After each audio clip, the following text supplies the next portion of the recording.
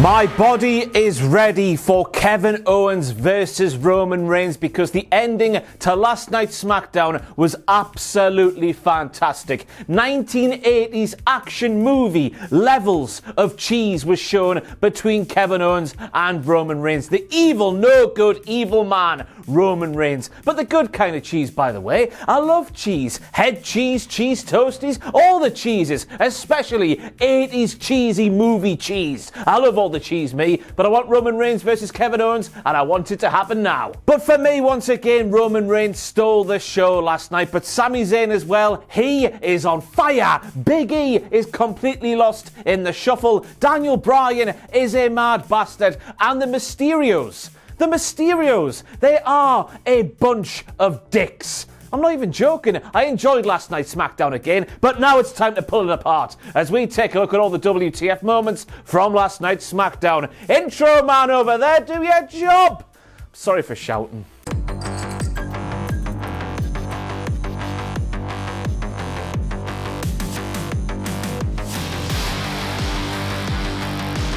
So after some more promo wonderfulness from the big dog himself, Roman Reigns, I nearly fell over there, but I'm okay, don't worry about it. And after once again, my bait and spirit animal Otis was attacked from the rear. He can't catch a break at the moment, can he? It's heartbreaking to see. But first of all, we've got to ask the very important question. With the proposed Otis versus Big Baldy Bastard Baron Corbin matchup not taking place, who got the winner's purse? Was it Big Baldy Bastard Baron Corbin via forfeit? Or was it somebody else? Maybe charity? This sort of big information, this was not disclosed on last night's show, and I am shaken to my very core because of it. But then we hear Dolph Ziggler get on the microphone and he says Otis just woke up from that long Thanksgiving meal just to get knocked down again into a long winter's nap. And then Robert Roode, he then gets on the microphone and said, come on, back off Otis. He's got a lot on his plate, like in catering. But then the WTF moment arrives when Dolph Ziggler, he gets back on the microphone and wanks it off, apparently, according to my hand gestures. And he says, all right, enough of the dumb jokes. The two of us are a couple of aces. And I was sat there thinking, Dolph, you just said the jokes had ended, then you said the biggest one of the pissing night. Now that I am an expert in facial hair, I feel very comfortable making the following WTF moment an actual WTF moment. And by the way, knobheads in the YouTube comments who continue to ignore every single time I say this on every single video I ever take part in these days, it's a Movember attempt. A link to my Movember page will be down below. I'm raising money for a good cause. Thank you for your time. But the WTF moment here is that we have a very clearly patchy bearded Angelo Dawkins. Honestly, look at the side of his head. It's like he's got a slice of Swiss cheese on the side of his head with all those gaps in that beard. But we've got Angelo saying to the voluptuous, the full-bodied, the ravishing, the bloody well dense bearded Robert Roode, hey Robert, you can only grow facial hair on one part of your face, and that's your top lip. And I tell you what, during the WTF moments for last week's SmackDown, I was asking the question, why isn't Angelo Dawkins a heel? Because when he stood there saying, yeah, like he does, it's so pissing annoying, and now he appears on last night's SmackDown, and he's lying, telling blatant lies, by the way, like any good professional wrestling heel would. He's a heel. 2 weeks in a row displays that. Now, the sight of the Mysterio family on this week's SmackDown reminded me of this tweet here. It's the anniversary of that tweet there. Happy anniversary tweet. But it just makes you sit back and think, doesn't it? No wonder Aaliyah Mysterious was like, how dad, you piss off. I love Buddy Murphy, whether you like it or not. When you realise that Aaliyah Mysterious, and Dominic Mysterious, by the way, must have gone through a torrid childhood of being beaten.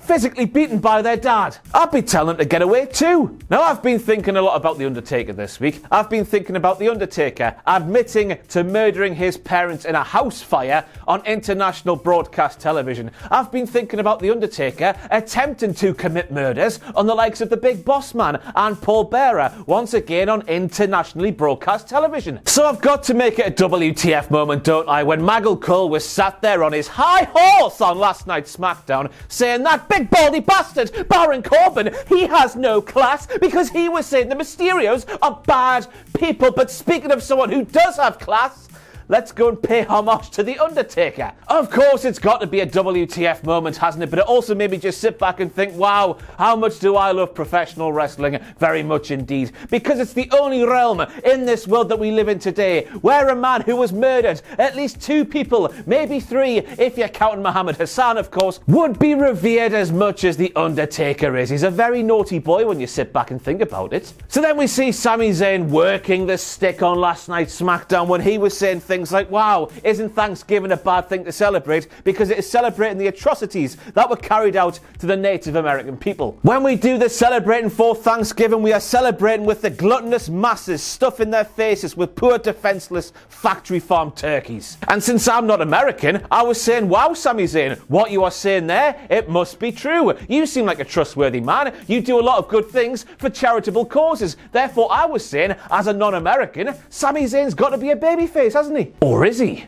an anti-hero? And of course, it was a bit ironic that he was facing Daniel Bryan on last night's SmackDown, because take yourself back a year or 2 and Daniel Bryan was that exact same guy. It's not what he was saying that you were booing, it's just how he was saying the things.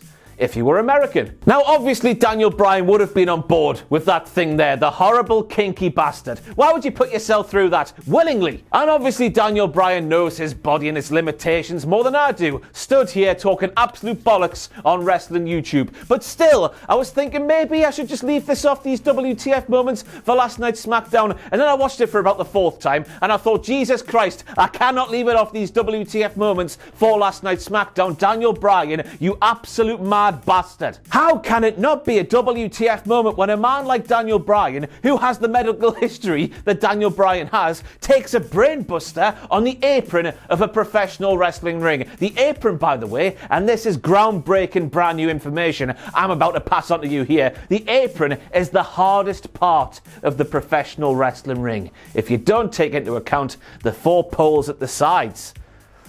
Aye. How can I not make that a WTF moment, man? It was so gnarly. And once again, I know it's a professional wrestling trope, but how do they always know when a superstar is going to make a surprise entrance to go onto the professional wrestling commentary on a WWE show? And I'm only making this a WTF moment because during last night's SmackDown, Maggle Cole, who was quite clearly blind, he was shocked when Pamela was coming down to join him on commentary, even though there was a 3rd chair there, when normally there isn't a 3rd chair. It happens every time, and it continues to boggle my mind. And how weird was this match here? Because for the first time since a random match right at the start of 2018, I think it was, big baldy bastard Baron Corbin himself was wrestling as the babyface. Big baldy bastard Baron Corbin, he was on his own. And yes, I do concede that big baldy bastard Baron Corbin did slander the Mysterios earlier in the night. So of course WWE was sort of going for the ha-ha, let's all laugh at Corbin getting screwed like a tosser. Ah, so funny, isn't it? But as I watched the Mysterios quite literally turn into all of the toys in Sid's back garden during Toy Story 1, I was thinking, whoa, the thing they're trying to do here is not working whatsoever. All it served to do was make the Mysterios look like a massive bunch of dicks. Hey, Mysterios, you supposed noble baby faces here. Have you never heard of the saying of sticks and stones may break my bones, but words... Nearly did the Rihanna thing there. Whips and chains excite me. That's not what I'm trying to say. Sticks and stones may break my bones, but words, they can't hurt me. Why have I forgotten this phrase? You know what I'm saying, though? He only said you're not very good people or something. There's no need to act like dicks like you were. You made us all feel sorry for big baldy bastard Baron Corbin. And nobody makes us feel sorry for big baldy bastard Baron Corbin. That match was so weird. And that match got even worse because we saw this moment right here where Dominic Mysteriously grabbed big baldy bastard Baron Corbin by the ankles, making big baldy bastard Baron Corbin flounder like a big baldy bastard fish. And of course, referee Charles Robinson must have seen that happen because you can just see Charles Robinson just behind big baldy bastard Baron Corbin. But did Charles Robinson send Dominic Mysterio and the rest of the Mysteriouses to the backstage area? Did he? Bollocks! He was in on this match as well. Charles Robinson turned heel on last night's SmackDown along with the Mysterios. And then we get to the screwy finish of the match, and that was something else, as the Cockneys like to say. That was something else. All by itself, it begged belief what they were trying to do in that match, in my opinion. It didn't work one bit. I'm now supporting big baldy bastard Baron Corbin. Hashtag justice for big baldy bastard Baron Corbin. Get it trending on the Twitter tonight. And quite frankly, the Mysteriouses, they are dicks. Pass it on. And then we heard Big E telling a very annoyed Apollo Crews, who was annoyed because Sami Zayn went right in his face. He didn't quite do that. It was along those lines though. But Big E told Apollo Crews, don't bark at him, big dog. And I was thinking big dog, which of course has brought in gimmick infringement Kane from the cold outside here in Newcastle upon Tyne. It's like 2 o'clock here when I'm filming this video, and it's -1. -1.